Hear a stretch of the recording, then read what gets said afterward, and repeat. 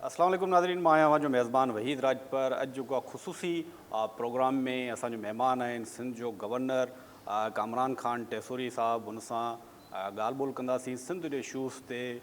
जीअं MQM जो मौक़ुफ़ आयो आहे त नवनि सूबनि जे हवाले सां सदाईं त सिंध में नवां सूबा ठहणु घुरिजनि। कालाबाग डैम जे हवाले सां MQM जो मौक़ुफ़ रहियो आहे त हुनजी सदाईं जेको आहे MQM बतौर जमायत हुनजी हिमायत कई आहे कालाबाग डैम जी। मुख़्तलिफ़ इशूज़ ते जीअं स्ट्रीट क्राइम आहे कराची में, सिंध जे पाणी जे इशू ते ॻाल्हि ॿोल कंदासीं, क़ौम परस्तनि जे इशूज़ ते ॻाल्हि ॿोल कंदासीं। अॼु असां सां सिंध जो गवर्नर मौजूदु आहे, उन सां ॻाल्हि ॿोल कंदासीं। गवर्नर साहब, आपको हम वेलकम कहते हैं। शुक्रिया जी। तो ये आपके जब नाम आया तो सब, क्योंकि आपकी जमायत को पता नहीं था, अचानक एक सरप्राइज़ था। ये कैसे अचानक हो गया कि बतौर गवर्नर सिंध आपकी जो मुकर्री हुई? बिस्मिल्लाहिर्रहमानिर्रहीम। मैं ये समझता हूँ कि गवर्नर का जो नॉमिनेशन है, ये जो नाम देने का प्रोसेस था, वो हर सियासी जमात अपने लोगों के साथ बैठती है और जब कंसेंसस हो जाता है एक नाम के ऊपर, वो नाम फाइनल हो जाता है या 2 या 3 नामों पे इत्तेफाक हो जाता है। उसके बाद जो तरीक़ेकार है उसमें पार्टी हेड जो है उसने प्राइम मिनिस्टर साहब को वो नाम दिए और उन नामों के बाद ये समरी मूव हुई प्रेसिडेंट ऑफ पाकिस्तान को, जहाँ से इसका नोटिफिकेशन किया गया। तो ये बड़ी अजीब सी बात है कि कई जगहों पे मैंने सुना है सोशल मीडिया पे भी कि पार्टी को ही नहीं पता था, तो ये तो पॉसिबल नहीं है। मतलब जो फैक्ट है वो ये था जो मैंने आपको बताया कि बाकायदा हमारी पार्टी में इस नाम को रखा गया, मेरे नाम को। ख्वाजा इजहार साहब जो हमारे डिप्टी कन्वीनर हैं उन्होंने प्रपोज़ किया, आमिर ख़ान भाई ने सेकंड किया, वसीम अख्तर भाई, कैफुल वरा और अब्दुल वसीम जो सारे हमारे डिप्टी कन्वीनर हैं, उन्होंने खालिद मकबूल सिद्दीकी भाई को ये नाम दिया और फिर तकरीबन राब्ता कमेटी ने उस पर इत्तफाक किया और उसके बाद ये नाम प्राइम मिनिस्टर साहब को दिया गया। आपकी जो नज़रियाती कारकुन थे MQM के, उनके नाम भी आए बतौर गवर्नर सिंध मुकर्री के लिए। आपका जो बैकग्राउंड रहा है उसमें अगर देखा जाए तो आप क्यू लीग अरबाब गुलाम रहीम से जो है CM हाउस से इंट्रोड्यूस हुए, फिर काफ लीग से सफ़र शुरू किया, पीर पागाड़ा के साथ आपकी कुर्बत रही। MQM में जब डिप्टी कन्वीनर रहे आप, तब भी बड़ी मुखालफत हुई, 2 पार्टियाँ हो गई, MQM बहादुराबाद, MQM लाखताबाद। इस पे कैसे मुत्तफ़िक? देखिए, मैं ये समझता हूँ कि बहैसियत गवर्नर वफाक के नुमाइंदे के जो मेरी ज़िम्मेदारियाँ हैं उसमें तो सवाल ये बनता है कि आने वाले दिनों में मैं अपने सूबे के लिए क्या काम करूँगा। और मैं समझता हूँ कि आपके जो व्यूवर्स हैं, जो आवाम है, वो भी लोगों के काम, बुनियादी काम देखना चाहती है। लोगों में इस चीज़ का इंटरेस्ट नहीं है। अब देखें ना, ये सवाल इमरान खान से कभी किसी ने नहीं किया कि आप पूरे पाकिस्तान से कौन कौन सी पार्टियों के शाह महमूद कुरैशी साहब को क्यों ले आए, कभी किया किसी ने? ज़रदारी साहब से कभी ने किसी ने सवाल नहीं किया कि आप किसको कब मिनिस्टर बनवा दें, या बिलावल साहब से।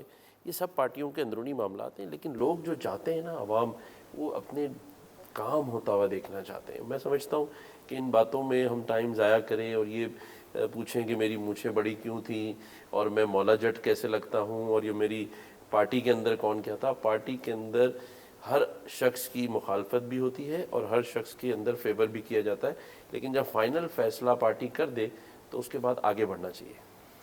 आपकी मुलाकातें जो हैं पीर पागड़ा के साथ भी मुलाकातें हुई हैं, वो सियासी हैं या कोई पुल का किरदार अदा कर रहे हैं पीपल्स पार्टी और GDA के दरमियान? देखें, बहैसियत गवर्नर सिंह मेरा जो पहला ऑब्जेक्टिव है वो ये है कि मैं सबके दरमियान एक मोहब्बत का सिलसिला शुरू करूं और जो दूरियां और नाइतफाकियाँ और लोगों में जो नफ़रतें हो गई हैं उसको ख़त्म किया जा सके और वही ब्रिज का किरदार अदा करें, ताकि जो सारे इस सूबे के स्टेक होल्डर्स हैं, तमाम मसलक के लोग, जो तमाम मसालिक हैं, उनके दरमियान, सियासी पार्टियों के दरमियान, और उसके साथ साथ जो हमारे बुनियादी मसाइल हैं, इकॉनमी की हालत, मईशत आपके सामने है। तो अब आप देखें, 1 महीने का मुझे टाइम हुआ है जिसके अंदर मैंने अपनी जो federation chamber of commerce industries के प्रेसिडेंट हैं वो 3 दफ़ा मुझे मिले आके, और अभी फेडरेशन ने मुझे इनवाइट किया है, मैं वहाँ भी जा रहा हूँ। तो ताजिर बरादरी हो, मसालिक हों या पॉलिटिकल पार्टीज़ हों। मेरा बहैसियत गवर्नर सिंध ये मैं अपने आप को ये फ़र्ज़ समझ के कर रहा हूँ कि मैं लोगों के दरमियान मोहब्बतें पैदा करूँ, ब्रिज बनूँ, और जो जिनके पास इख्तियारात हैं उन इख्तियार वाले लोगों से लोगों के बुनियादी मसाइल और उनके कामों का हल करवा सकूँ। इसमें आपकी पीर पगाड़ा से मुलाकात हुई, साबिक सदर आसिफ अली जरदारी से भी हुई मुलाकात, तो क्या उन दोनों में मोहब्बत पैदा करवा सकें या अभी भी इख्तलाफ हैं सियासी? अगर इन दोनों ने मुझे कहा तो मैं ज़रूर करवाऊँगा। अभी नहीं हुई है मुलाकात? मैंने कहा ना, अगर दोनों ने मुझसे कहा तो मेरे लिए एजाज़ की बात होगी, मैं ज़रूर करवाऊँगा। दूसरा ये भी, आप जमात इस्लामी के पास भी गए, मुख्तलिफ जो पॉलिटिकल पार्टियाँ हैं सिंध में, सिंध के लोग जो हैं वो ये सोच रहे हैं कि अभी तक पीपल्स पार्टी के साथ भी आप मिले, तो कौम परस्तों के साथ अभी तक मुलाकात आपकी नहीं हुई है, इस क्या रीज़न्स क्या हैं? अभी तक कोई रब्ता नहीं हुआ है? देखिए, मैं ये समझता हूँ कि बिल्कुल आप सही कह रहे हैं कि रब्ता नहीं हो सका। इस वक्त जो पाकिस्तान की मजमूई माशी हालात हैं और सियासी तौर पे जो इंतशार फैलाया गया है और पाक अफवाज को जिस तरह तनकीद का निशाना बनाया जा रहा है एक सोची समझी साजिश के तहत, उसमें तो ये राइट टाइम है कि हमें सबके साथ बैठना है, हमने सबकी बात सुननी है। और जहाँ तक आपने कौम परस्तों की बात की, तो मेरे लिए सभी काबिल एहतराम है और मैं इंशाअल्लाह ताला आने वाले दिनों में आप देखेंगे कि मैं सबसे मिलूँगा और सबको उनके पास जाके भी मिलूँगा इंशाअल्लाह ताला। ये एक तो जुल्फ़िकार मिर्ज़ा के दौर में आप पे केस बना, टंडो बागों में भी आपको FIR दर्ज करके रखा गया, तो केस क्या था असल में?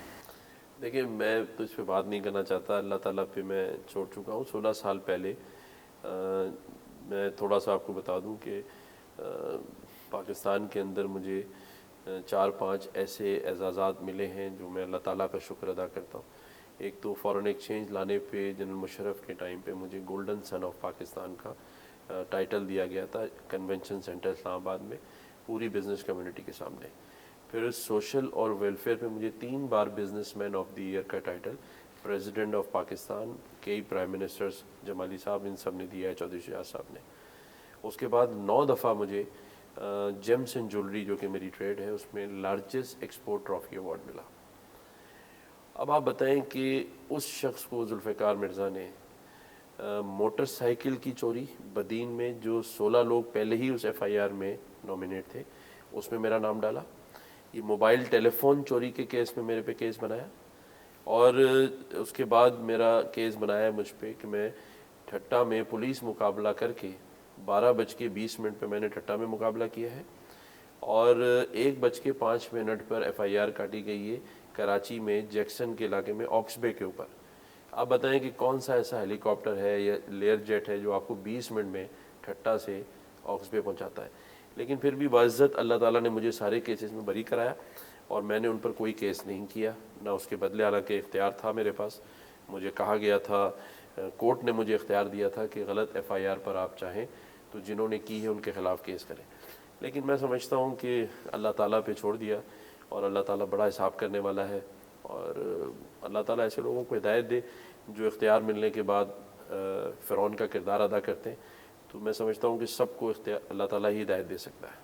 अभी आपको ताकत मिली है, सिंध के गवर्नर हैं, जुल्फ़िकार मिर्ज़ा के पास कोई MP है ना MNA, कोई इरादा रखते हैं उसके खिलाफ कार्रवाई का? नहीं जी, मैं बिल्कुल भी ऐसा कोई इरादा नहीं रखता।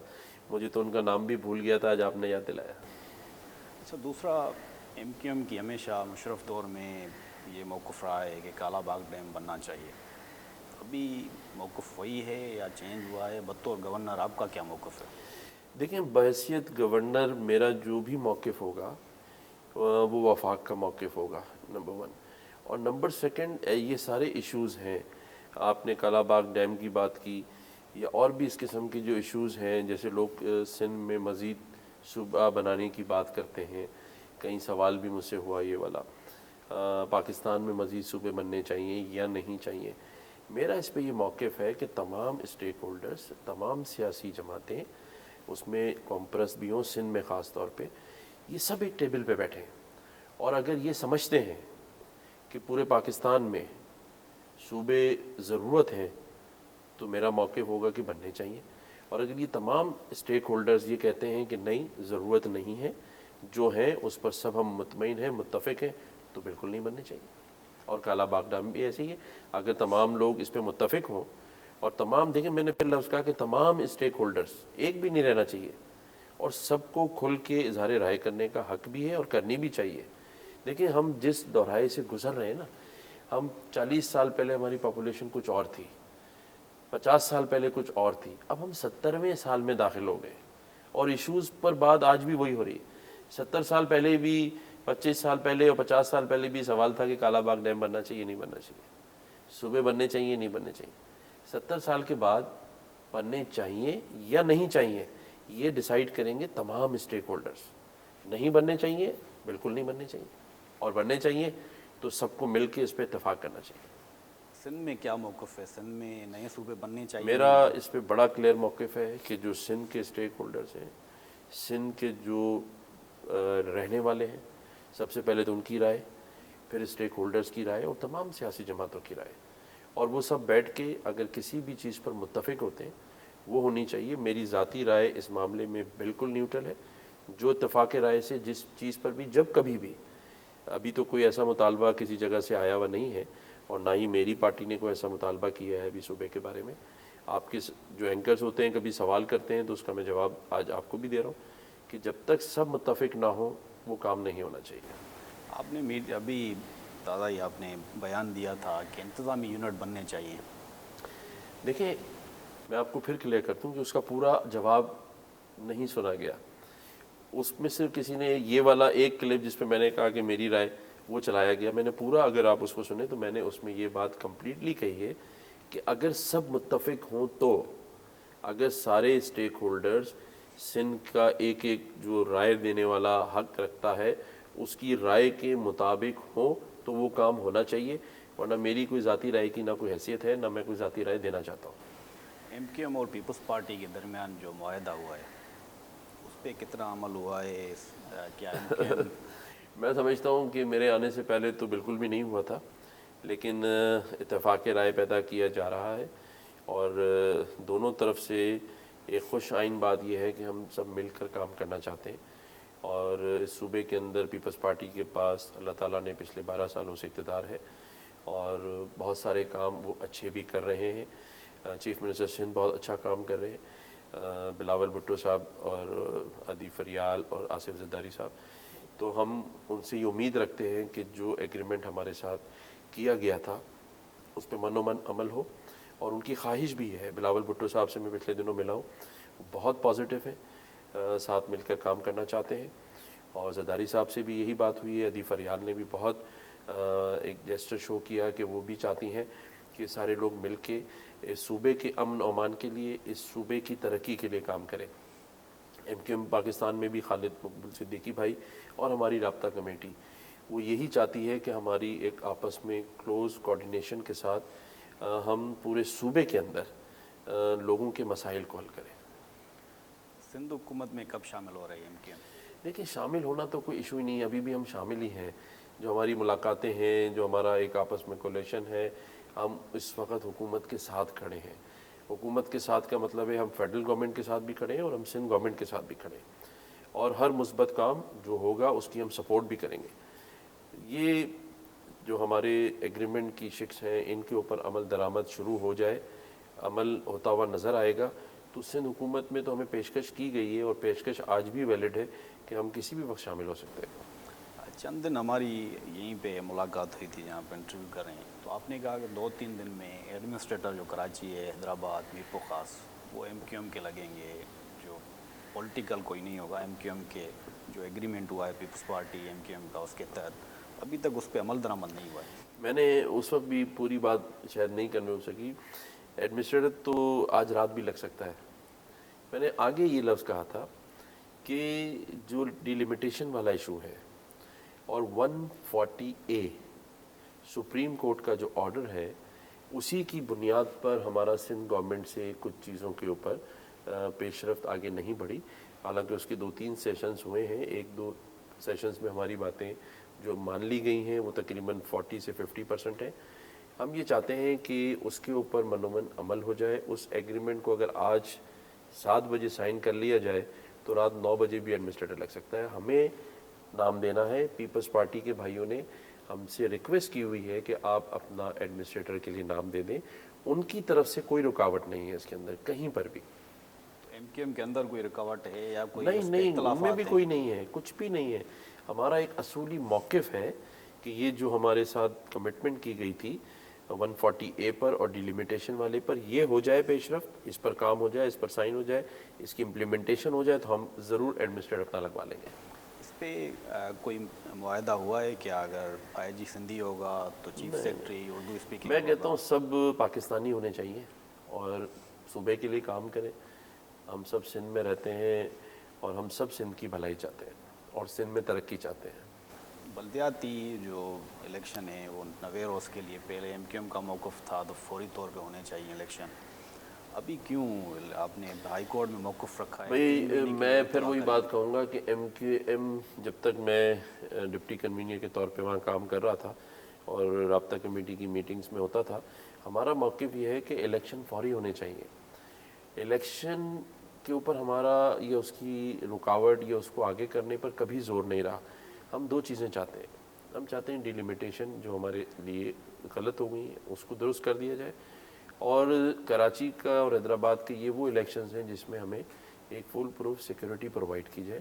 کیونکہ گزشتہ 2 بائی الیکشنز کے اندر آپ کے سامنے ہے ملیر میں کیا کچھ ہوا ہے، اور آئندہ ایسی کوئی صورتحال نہ ہو تو سیکیورٹی دے دیں اور ڈیلیمیٹیشن والی بات کو کریکٹ کر دیں. پرسوں کروا لیں، آج رات سے شروع کر دیں پروسیس، ہمیں کوئی اعتراض نہیں ہے. میری پارٹی کو کم از کم اس وقت کوئی اعتراض نہیں تھا. بلدیاتی جو بل ہے اس کے حوالے سے کیا تجاویز دی ہیں آپ لوگوں نے؟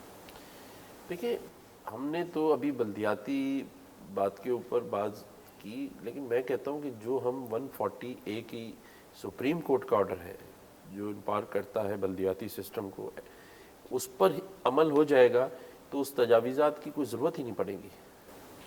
اچھا، ابھی جو اپنے ایک موقف رہا ہے ایم کیو ایم کا، میئر کے پاس پولیسنگ کے اختیار ہونے چاہیے. ایجوکیشن، ہیلتھ، وسیم اختر بھی جب میئر تھے تب ان کا مطالبہ یہی تھا. اب کیا آپ نے اس حق میں ہیں کہ میئر کو پولیسنگ کے اختیار ہونے چاہیے، دیکھیں ایجوکیشن بااختیار ہونا چاہیے؟ میں یہ سمجھتا ہوں کہ ہر وہ اختیار لوکل گورنمنٹ کے پاس، منسٹر کے پاس یا میئر کے پاس ہونے چاہیے جو اس صوبے کی بہتری کے لیے ہے، اس شہر کی بہتری کے لیے. دیکھیں پورے پاکستان کی سچویشن باقی صوبوں کی اور ہے. سندھ میں آپ کو پتہ ہے کوٹا سسٹم کا ایک چلا آ رہا ہے سلسلہ 60-40 والا. تو ظاہر ہے کہ میں جس جماعت نے مجھے یہاں نومینیٹ کیا ہے ایز گورنر سندھ، اس جماعت کی اپنی ڈیمانڈز ہیں اور وہ میں سمجھتا ہوں کہ ہماری ڈیمانڈ بالکل جائز ہیں. ہم بھی ان لوگوں کی نمائندگی کرتے ہیں جو جس طرح سندھ کے مظلوم عوام کے کام نہیں ہوئے، اس طرح اربن ایریاز کی جو مظلوم عوام ہیں ان کے بھی بنیادی حقوق ان کو نہیں ملے. ان کی آواز یہ جماعت اٹھاتی ہے اور ان کی نمائندگی کرتی ہے. میرا بحیثیت گورنر سندھ اب یہ ہے کہ کیونکہ اب میں کسی ایک جماعت کا گورنر نہیں ہوں، تو یہ میرا فرض بھی ہے کہ میں ہمارے ان سندھی مظلوم بھائیوں کی اور جو ہمارے اربن ایریاز کے اردو اسپیکنگ، اردو بولنے والے یا اس صوبے میں کسی بھی زبان کے بولنے والے لوگ رہتے ہیں، ان سب کی آواز کو سن کے وفاق کے درمیان برج بنوں اور ان تمام سیاسی جماعتوں کے درمیان بیٹھ کے کوئی ایک مفاہمت کے ذریعے ہم سب کے کاموں کو آگے لے کر چلیں. تو آپ اس حق میں ہیں کہ میئر کو پولیسنگ میں کے ہر اختیار اس میں حق ہونا میں چاہیے؟ ہوں جس اختیار سے میرے لوگوں کو فائدہ ہو، میں اس کام کے حق میں ہوں. کوٹا سسٹم کو آپ کیسے دیکھتے ہیں؟ دیکھیں کوٹا سسٹم آج سے تو نہیں رائج ہے. میرے خیال سے یہ وہ واحد صوبہ ہے جس میں آج تک کوٹا سسٹم رائج ہونے کے باوجود بھی بہت ساری جگہوں پہ ناانصافیاں ہو رہی ہیں اور اس کی امپلیمنٹیشن نہیں ہوئی ہے. تو میں سمجھتا ہوں اگر اس کو بھی صحیح طریقے سے امپلیمنٹ کر دیا جائے تو بہت ساری جو احساس محرومی کی آوازیں ہیں وہ اٹھنا بند ہو جائیں گی. نہیں، آپ ایم کیو ایم ایک طرف جو ہے کوٹا سسٹم کی مخالف ہے، ہمیشہ مطالبہ کیا ہے کہ کوٹا سسٹم ختم ہونا چاہیے، لیکن جو پیپلز پارٹی کے ساتھ ایگریمنٹ ہوا ہے اس میں آپ نے یہ شک ڈلوائی ہے کہ 60-40 کا جو ہے اگر 60% دیہی سندھ کو ملے گا تو 40% اربن سندھ کو ملے گا. ایک طرف آپ مخالف ہیں، دوسری طرف آپ نے ایگریمنٹ بھی کیا ہے. دیکھیں میں یہ سمجھتا ہوں کہ کہیں پر اگر مخالفت ہے اور کہیں پر فیور کیا گیا ہے تو اس کے پیچھے ایک کسی نہ ہر بات کی ایک لاجک ہوتی ہے. تو میں یہ سمجھتا ہوں کہ اگر میری پارٹی نے 60-40 کا ایگریمنٹ کیا ہے تو یہ اسی وجہ سے ہے کہ آج تک اس 60-40 کے اوپر عمل درآمد ہی نہیں ہوا. اگر عمل درآمد ہو جاتا تو پھر شاید کوٹا سسٹم کی ضرورت ہی نہ پڑتی. تو چلیں دیر آئے درست آئے, اب اگر ایگریمنٹ میں ہے تو اس کو نافذ کریں تاکہ آگے لوگوں کی بھلائی ہو. آج کل بھی جو مختلف ڈپارٹمنٹس میں نوکریاں بھرتیاں چل رہی ہیں, سندھ پبلک سروس کمیشن میں بھی مختلف ڈپارٹمنٹس میں بھی چل رہی ہیں, تو کتنا کوٹا پہ عمل ہوا ہے ابھی تک؟ مجھے اس کے اوپر اتنا معلوم نہیں ہے. آپ نے اس بات کو یہاں اٹھایا ہے تو میں اس پہ بریفنگ لوں گا. اگر اس کے حساب سے ہے تو میں مبارکباد دیتا ہوں اس ڈپارٹمنٹ کو جہاں بھرتیاں ہو رہی ہیں, اور اگر وہاں کہیں ناانصافی ہو رہی ہے اور اس پہ عمل نہیں ہو رہا تو پوری کوشش کروں گا کہ اس پہ عمل درآمد کرایا جائے. جو ڈنگی اور منڈار جو ہے جزائر ہیں, اس پہ وفاق کا پرانا رہا ہے کہ اس پہ بڑے کوئی عمارتیں, بلند عمارتیں تعمیر ہونی چاہیے. تو اب آپ کا کیا موقف ہے کہ اس پہ تعمیرات ہونی چاہیے یا؟ دیکھیں جو ہمارے قدیم گوٹ ہیں, یا جس طرح آپ نے بتایا بلکہ کراچی میں بھی جو بنڈل آئیلینڈ ہے, اس طرح کے جو قدیم جگہیں ہیں, میں یہ سمجھتا ہوں کہ وہاں کوئی بھی تعمیرات کا کام ہو تو وہاں پر رہنے والے مقامی لوگوں کو پہلے اعتماد میں لینا چاہیے, اور ان کی خوشی ہو کہ وہاں تعمیرات ہوں, اور ان لوگوں کو ایڈجسٹ کیا جائے. اس جگہ کی جو آنرشپ ہے, جو اس جگہ کی سینسٹی ہے, اس کے اندر ان لوگوں کو آن بورڈ رکھنا چاہیے. اگر وہاں کے مقامی لوگ نہیں چاہتے تو نہیں ہونا چاہیے, اور اگر وہاں کے مقامی لوگ چاہتے ہیں کہ وہاں ترقی ہو, وہاں عمارات بنے, وہاں پہ انڈسٹریل زون قائم کیے جائے, تو اس کا بینیفٹ جو ہے وہ 60-40 ریشو پہ ہی ہونا چاہیے کہ وہاں کے رہنے والوں کو بھی اس میں ایڈجسٹ کیا جائے, ان کے جو معاشی حالات ہیں ان کو بہت اچھے سے ایڈریس کیا جائے. یہ میں اس حق میں نہیں ہوں کہ کسی کو آپ زبردستی جو سالوں سال سے اپنی ایک روایت اور ایک ثقافت کے ساتھ وہاں بیٹھا ہوا ہو, اور اس زمانے سے بیٹھا ہو جب یہ پیپر ورک اور لیز سسٹم ہی نہیں تھا, آج آپ اس کو ایک فائنینشیل معاملات کی خاطر وہاں سے اٹھا کے پھینک دیں. میں اس کے حق میں نہیں ہوں. تنازع رہا ہے وفاق اور سندھ کا ان دونوں جزائر پہ, کہ وفاق کہتا ہے کہ ہماری ملکیت ہے, سندھ کہتا ہے ہماری ملکیت ہے, پورٹ قاسم مال کہتے ہیں ہماری ملکیت ہے. آپ کا کیا موقف ہے؟ یہ سندھ کی ملکیت میں ہے؟ سمجھتا ہوں کہ اللہ تعالیٰ نے جو مجھے یہ موقع دیا ہے, یہ جو منصب, یہ مہلت, اور آپ کی بھی نالج میں ہوگا کہ 12 ربیع اول والے دن اللہ تعالیٰ نے مجھے اس منصب پہ میرا یہ نوٹیفیکیشن ہوا. میں اللہ کا جتنا شکر ادا کروں گا. میں آپ یقین کریں کہ جو بات تنازعات کی آتی ہے, یہ میرا پہلا موقف ہے پہلے دن سے کہ جہاں جہاں تنازعات ہیں, جہاں جہاں یہ سارے ایشوز ہیں, اس کو ختم کرایا جائے. تو اس پر بھی میں کام کروں گا, اور میں سمجھتا ہوں انشاءاللہ ان تنازعات کو ختم کروائیں گے. کراچی یونیورسٹی میں وہی پالیسی جو ہے وہ برقرار ہے, سندھ کے جو دیہی علاقے ہیں ان کی کوٹا مقرر ہوتی ہے. یہ صحیح اقتدام ہے کراچی یونیورسٹی کا؟ دیکھیں اگر صحیح نہیں ہے تو صحیح کرنا چاہیے. اور جیسے آپ نے بتایا اور پہلے بھی کئی سوالات میں, کیونکہ دیکھیں نا ایک مسائل سے گھرا ہوا پاکستان, اور پھر اس صوبے کے مسائل اپنے ڈیفرنٹ مسائل ہیں. میں یہ سمجھتا ہوں کہ ایک دوسرے کو تسلیم کرنا پڑے گا. اگر ہم ایک دوسرے کو دل سے تسلیم کر لیں گے تو پھر یہ جو کوٹا سسٹم ہے نا, یہ بے اثر ہو جائے گا. لیکن اگر آپ کسی کو تسلیم ہی نہیں کریں گے, ایک دوسرے کے اوپر سبقت رکھیں گے, ایک دوسرے کو برداشت نہیں کریں گے, تو آج 70 سالوں سے یہی مسائل چل رہے ہیں. تو میری یہ کوشش ہوگی کہ جہاں چاہے کراچی یونیورسٹی کے اندر یہ مسئلہ ہے یا پورے سندھ میں مسئلہ ہے, ان سارے مسائل کو ایڈریس کر کے اس کا حل تلاش کیا جائے. اب ہم حل کی طرف جانا چاہتے ہیں. دیکھیں 70 سالوں میں اور ان پچھلے 15 سالوں میں ہم صرف مسائل کا رونا روتے ہیں, لیکن اس کے حل کی طرف نہیں آتے. تو انشاءاللہ تعالیٰ آپ دیکھیں گے کہ میری یہ کوشش ہوگی, اگر مجھے اللہ تعالیٰ نے موقع دیا ہے اور آگے بھی دے گا, تو جو ٹیم ہے ہم سب مل کے اس میں آپ کی رائے کو بھی ہم مقدم رکھیں گے.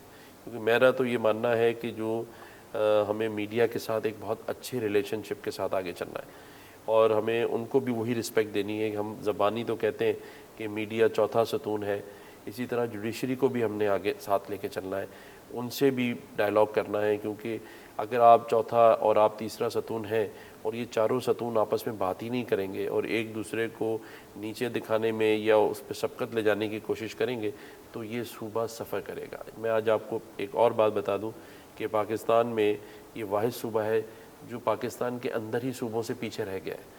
اب ہم شاید کہیں ایسا نہ ہو کہ بلوچستان سے بھی پیچھے چلے جائیں۔ ترقی سب کو کرنی چاہیے، بلوچستان کو بھی ترقی کرنی چاہیے، لیکن باقی صوبوں کے مقابلے میں سندھ جو کہ پاکستان کی معیشت کے اندر ایک بہت بڑا حصہ ڈالتا ہے، ہم ساری زندگی سنتے آئے کہ کراچی ترقی کرے گا تو صوبہ، اور پھر صوبہ ترقی کرے گا تو پاکستان۔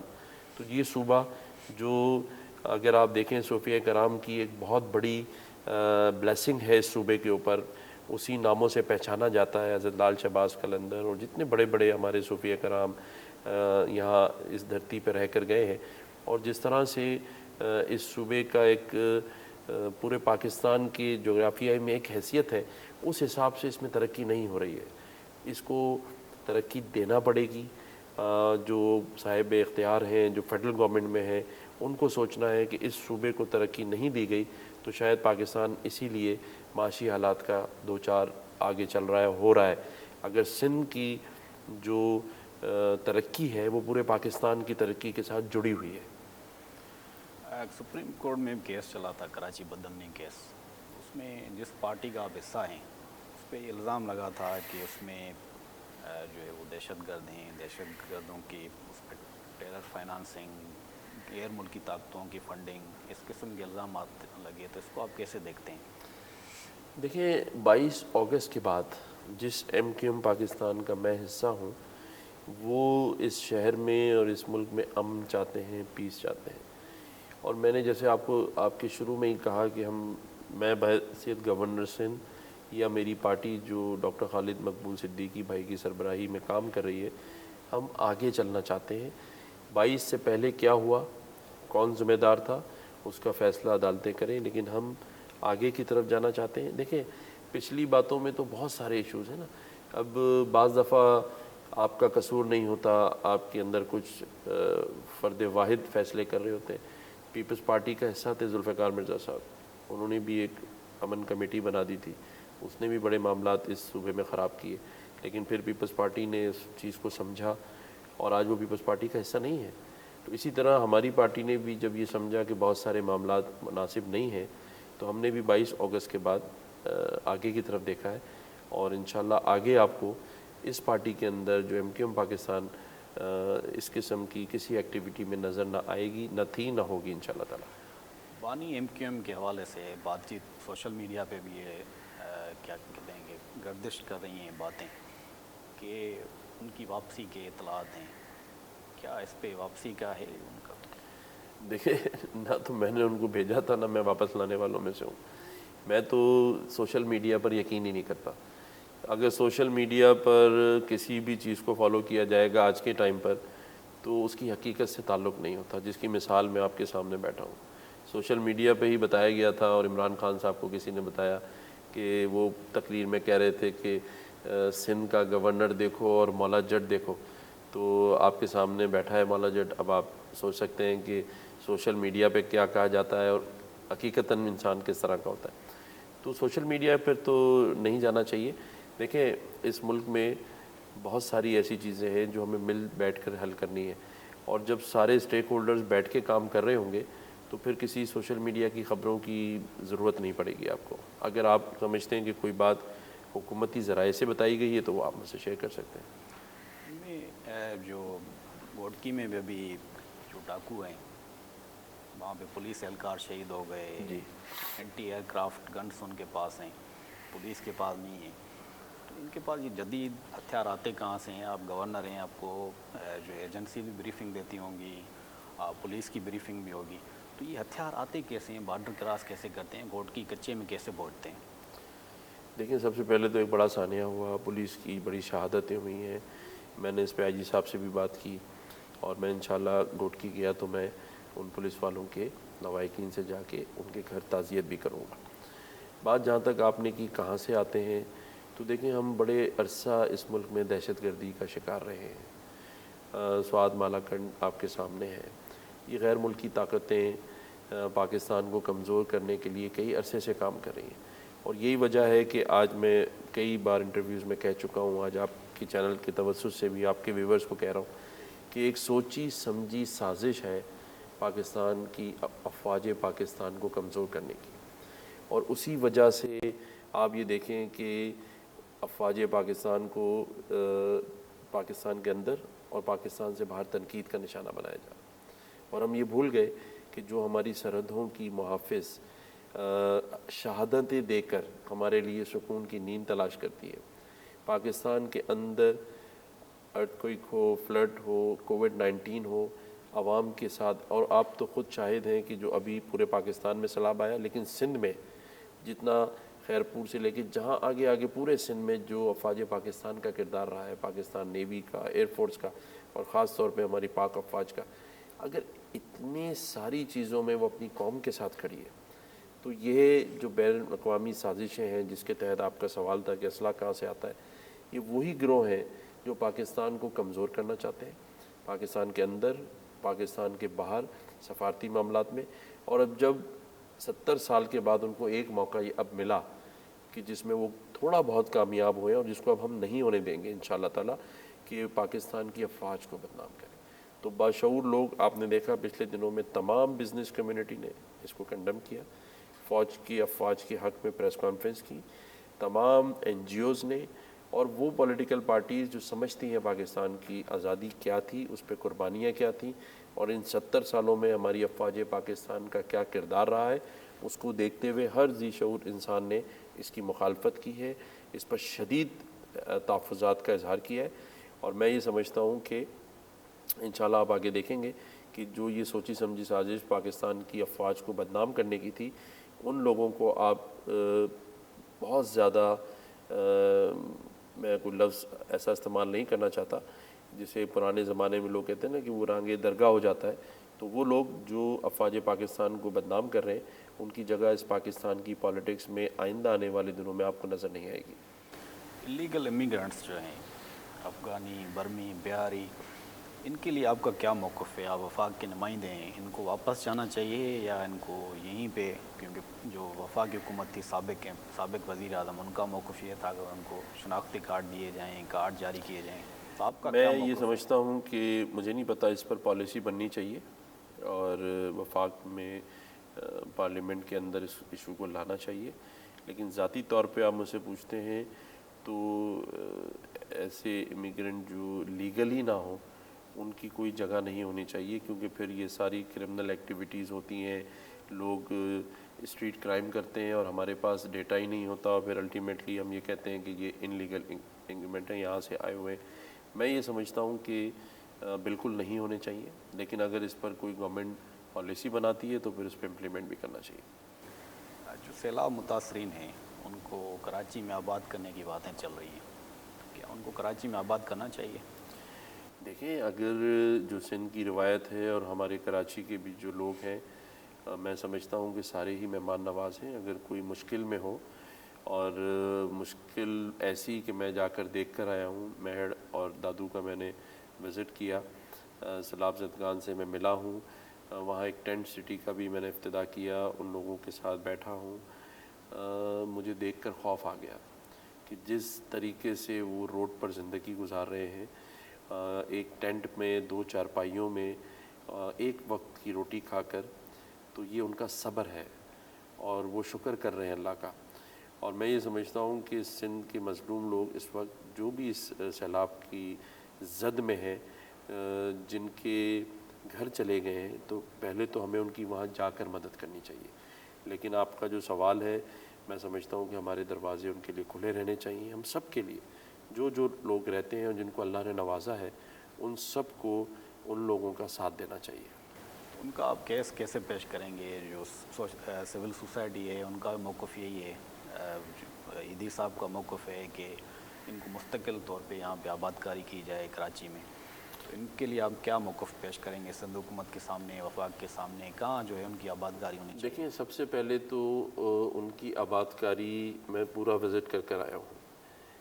سندھ بڑا زرخیز ہے، ہمارے پاس جتنے بھی شہر ہیں، سکر ہو، میر پور خاص ہو، जो भी पूरे सूबे सिंध में जहाँ जहाँ भी जगह अवेलेबल हो, चाहे कराची हो, उनके लिए नए घर बना के उनको, अगर सबसे पहले तो जैसे मैंने कहा ना कि कोई भी शख्स मुझ समेत अपनी जगह और अपना घर नहीं छोड़ना चाहता।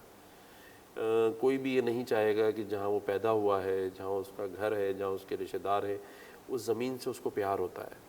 पहला काम तो हमारा ये होना चाहिए कि उनको वहीं पर, रियासत का भी यही काम है और जो NGOs कर रही हैं कि उनको वहीं घर बना के दिए जाएँ। क्योंकि देखें, किसी को भी शिफ्ट कराना और फिर ला के उसको यारो मददगार छोड़ देना, तो ये और बड़ा जुल्म है उसके साथ। हाँ, अगर हम समझते हैं कि वहाँ पर कोई ऐसा इशू है कि बहुत सारे लोगों को नहीं किया जा रहा, तो मैं समझता हूँ कि बहुत सारे लोग आए भी हैं, उनकी मेहमान नवाजी जारी है। यहाँ DC किमाड़ी से भी मेरी उस दिन बात हुई थी। शुरू में जो लोग आए वो कराची ही आए थे, उनको यहाँ के लोगों ने बड़ी मोहब्बत दी है और मुझ समेत सब ने विज़िट भी किए।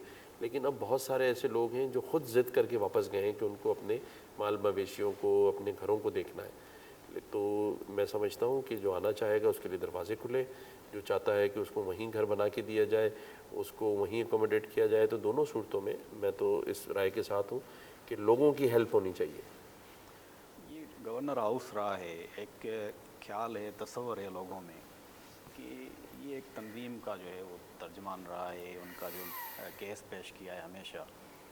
तो ये यहाँ से ये भी ख्याल है, लोगों के इल्ज़ामात लगते हैं कि सिंधी लोगों के खिलाफ साजिशें यहीं से होती हैं, दौरा निज़ाम यहाँ से पास हुआ, कई इल्ज़ामात। तो इसको आप कैसे जस्टिफाई करेंगे, इसमें क्या सदाकत है?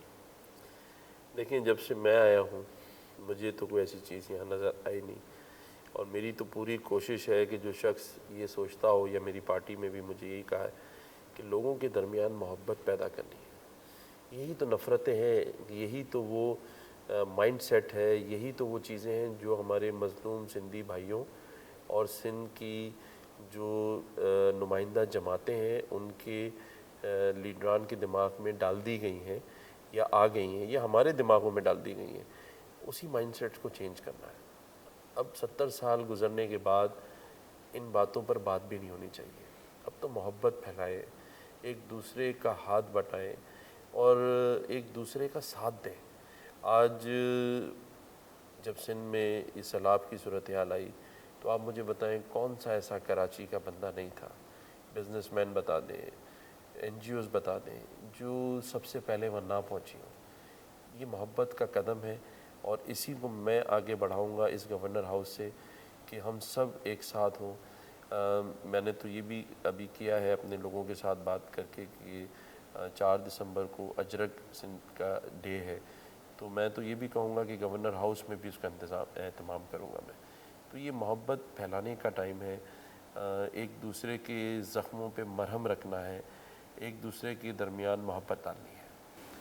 ये भी बातें चल रही हैं कि जो MQM के मुख्तलिफ धड़े हैं, PSP हो गई, MQM के जो 3 धड़े हो गए हैं आफाक की सूरत में, फारूक सत्तार और जो आपकी जो MQM है, या जो बाहर दीगर ममालिक में बैठे हुए हैं साबिक गवर्नर डॉक्टर शरत अल-इबाद, उनके लिए कोई किरदार अदा कर रहे हैं, उनको इकट्ठे करने के लिए कोई आपने टास्क दिया हुआ है सीनियर क़यादत को?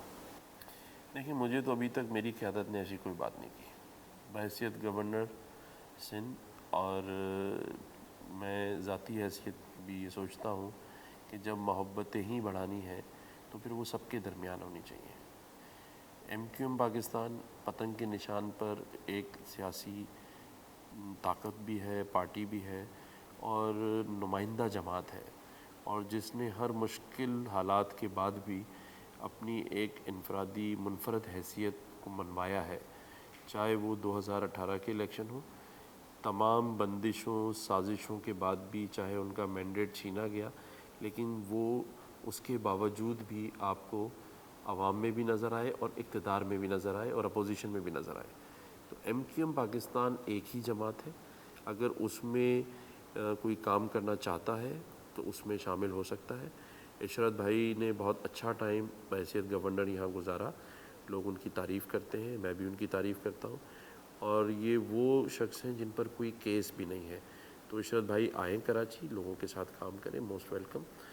जहाँ तक बात है शमूलियत की, तो जो लोग नाराज़ हैं या किसी धड़े में बैठ गए हैं, ان کو بھی ڈاکٹر خالد مقبول صدیقی بھائی نے پریس کانفرنس میں یہ دعوت دی ہے کہ MQM پاکستان کے دروازے سب کے لیے کھلے ہیں، جو ناراض ہیں ان کے لیے بھی، جو چلے گئے ہیں ان کے لیے بھی، سب آ جائیں اور مل جل کر کام کریں۔ آخری سوال، 91 اکاڑ جو ہے اس پہ بڑی جو ہے وہ سندھ میں الزامات بھی ہیں، پنجاب پانی چوری کرتا ہے، اس پہ عمل درآمد نہیں ہوتا ہے، وفاق عمل نہیں کرتا۔ آپ وفاق کے نمائندے ہیں، 91 کے جو اکارڈ ہے واٹر اکارڈ، اس پہ امپلیمنٹ کتنا کروانے کے لیے کوئی کیس پیش کریں گے سندھ کا؟ وہ جو الزامات لگ رہے ہیں اس پہ کیا کیسے سندھ کے جو عوام ہیں ان کو کیسے آپ؟ میں ویسے تو ماشاءاللہ آپ نے سارے سوال اچھے کیے، لیکن میں یہ چاہتا ہوں کہ ہم 2050 کی بات کریں۔ ہم لوگ کرپٹو کرنسی کی طرف جا رہے ہیں، آگے آپ کا فیوچر IT کا دور ہے، پاکستان پیچھے رہ گیا ہے، ہمیں اس طرف جانا ہے یا دنیا جا رہی ہے۔ ہماری پاپولیشن یوتھ پر اللہ تعالیٰ کا شکر ہے کہ 60% سے زیادہ ہمارے یہاں یوتھ ہے، ہمیں ان کے لیے روزگار کے مواقع نکالنے ہیں، سندھ کے اندر اچھی بڑی یونیورسٹیز کے قیام کرنے ہیں، ہمیں پورے سندھ کو ایک ماڈل بنانا ہے پورے پاکستان کے صوبوں کے سامنے۔ تو میں سمجھتا ہوں کہ ہم 2050 کی باتیں کریں، لیکن آپ نے 91 کی بات کر لی، 90-80 کی بات کی ہے، وہ بھی جہاں غلطیاں سب کی ہیں اس کو بھول کر آگے بڑھنا ہے۔ جہاں جہاں پچھلے دور کو ہم اپنے ساتھ چلاتے رہیں گے تو ہم اپنے ملک کی اور صوبے کی ترقی میں شاید رکاوٹ کھڑی کریں گے۔ جیسے میں نے کہا، جس کی جو غلطیاں ہیں وہ تسلیم کرے، محبت سے آگے بڑھے اور پھر آگے کا سوچے۔ 2050 پاکستان میں اور خاص طور پہ سندھ میں جو سب سے بڑے کام کرنے ہیں ہمیں، وہ آخری میں بتا دوں، ہمیں پورے صوبے کا ایک ماسٹر پلان بنانا ہے۔ ہم نے پورے صوبے کے اندر ہیلتھ، ایجوکیشن، انوائرمنٹ، ابھی آپ کو پتہ ہے کہ دنیا میں کلائمیٹ چینج آ گئی ہے، آپ کی مونسون کی بارشیں ہوں گی اگلے سالوں میں اور زیادہ ہوں گی، آج جو فلڈ آیا ہے اس سے ڈبل بھی آ سکتا ہے، اللہ نہ کرے۔ ہمیں اس کی تیاری کرنی ہے، اس پر سوچنا ہے۔ ہم ابھی تک پچھلی نفرتوں، باتوں، 90s 80s 70s سے باہر نہیں نکل پا رہے ہیں۔ میں آپ سے بھی ریکویسٹ کروں گا اور آپ کے چینل سے بھی کہ لوگوں کو یہ اویئرنیس دیں کہ پاکستان نے 2030 میں کیا کرنا ہے، 40 میں کیا کرنا ہے اور ہم نے 50 میں کیا کرنا ہے۔ یہ اتنی بڑی یوتھ، اس کو ہم نے کس کام پہ لگا دیا ہے؟ 5th جنریشن وار، ہم لوگوں کے درمیان محبتیں نہیں لا رہے ہیں، ہم سوشل میڈیا کا غلط استعمال کر رہے ہیں۔ دنیا میں جس کے پاس اگر آئی فون ہو وہ 1 لاکھ سے 2 لاکھ پر منتھ کما سکتا ہے۔ ہمیں وہ کانٹینٹ دینا ہے ان کو کہ وہ پیسے کمائیں۔ ہم ان کو بتا رہے ہیں کردار کشی کرنا، ہم ان کو سکھا رہے ہیں لوگوں پہ تنقید کرنا، ہم اپنی یوتھ کو خراب کر رہے ہیں۔ تو میں آپ کے چینل کے تھرو اپنی یوتھ سے بھی اپیل کروں گا، نئی نسل، نوجوان نسل سے، کہ وہ اپنے گھر اور اپنے صوبے اور اپنے ملک کے بارے میں سوچیں، اپنے گھر کا، اپنی گھر کی کفالت کا ذمہ داری اٹھائیں، اپنے صوبے کی اٹھائیں، اپنے ملک کی اٹھائیں، نہ کہ ایسی سازشوں کا شکار ہو جائیں جہاں صوبے کی حالت دیکھ لیں، ملک کی حالت دیکھ لیں، لیکن ہم ان نفرتوں کو ہی نہیں بھول رہے، ہم ابھی تک 90s سے ہی نہیں باہر نکل رہے۔ ہمیں 2030 میں، 2040 میں داخل ہونا ہے، جو دنیا ابھی سے ہو چکی ہے۔ ہم ابھی تک اپنے ملک میں نہ ٹرانسپورٹ کا نظام اچھا کر سکیں، نہ ہیلتھ کا۔ آج میں عباسی شہید ہاسپٹل گیا، انشاءاللہ سندھ میں بھی میں آؤں گا، آپ کو مجھ سے زیادہ پتہ ہے کہ ہیلتھ کا کیا نظام ہے، اسکولوں کا کیا نظام ہے، ان سب کو ٹھیک کرنا ہے ہم نے۔ اس پہ ایک سوال نہیں کیا آپ نے، سندھ کا تو یہ جو کراچی اور سندھ کا جو ایک MQM کراچی اور سندھ، اس کو آپ کیسے دیکھتے ہیں؟ بار دیکھیں، بار میں دہراتے ہیں جس پہ میں تو گورنر ہوں سندھ کا، لیکن یہ بھی ایک حقیقت ہے کہ مجھے MQM پاکستان نے نامینیٹ کیا ہے، جو کہ ایک سیاسی حقیقت ہے، ایک سیاسی جماعت ہے۔ ہمیں ایک دوسرے کو ایکسیپٹ کرنا ہوگا۔ ہم زبانی طور پر بڑا اچھا لگتا ہے کہ ہم یہ بتائیں کہ میں کراچی کا ہوں، میں اربن ایریا سے بلانگ کرتا ہوں، آپ انٹیریئر سندھ سے کرتے ہیں۔